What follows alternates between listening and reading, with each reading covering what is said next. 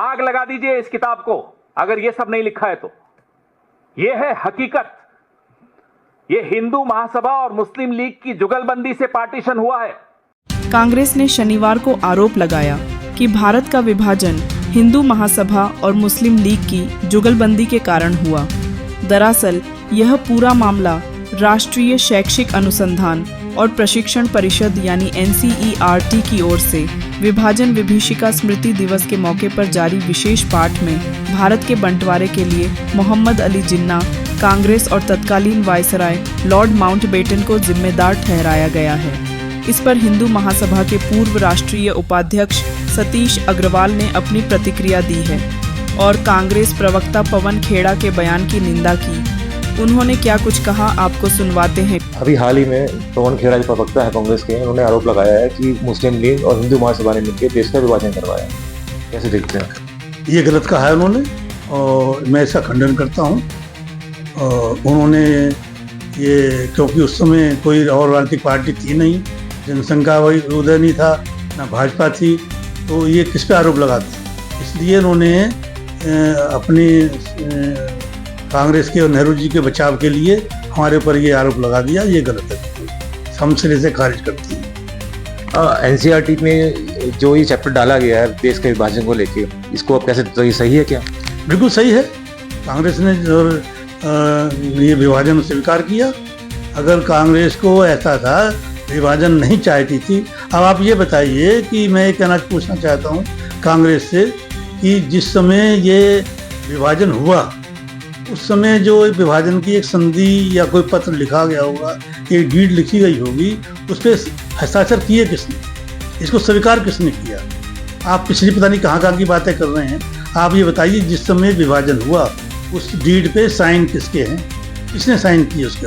नेहरू जी ने, किसी और ने साइन किए हैं? ये बताएं, पवन खेड़ा और कांग्रेस बताए इस बात के। ऐसा है, ये जब कांग्रेस का, नेहरू जी का और जिन्ना का आपस में ये बन गया कि विभाजन हो जाना चाहिए और उसको स्वीकार कर लिया इसने माउंटबेटन ने, तो उसमें जब ये बातचीत हुई इनकी और प्रस्ताव आया उसमें कांग्रेस कार्य समिति में, तो कार्य समिति कांग्रेस की, उसने ये सिरे से खारिज कर दिया था इनका प्रस्ताव बंटवारे का। लेकिन 2 बार खारिज किया। तीसरी बार में नेहरू जी ने जब उनसे बात की बापू से कि बापू ये तो कार्य समिति ही हमारी कांग्रेस की नहीं मान रही है, इस प्रस्ताव को तो क्या किया जाए, तो उन्होंने उनको बुलाया गोविंद वल्लभ पंत को, बापू ने, और उनसे प्रस्ताव रखवाया। उनसे कहा कि आप कार्य समिति में ये बात कहें कि बापू ऐसा चाहते हैं कि आप इस प्रस्ताव को स्वीकार कर लें और उसके बाद में फिर देख लेंगे।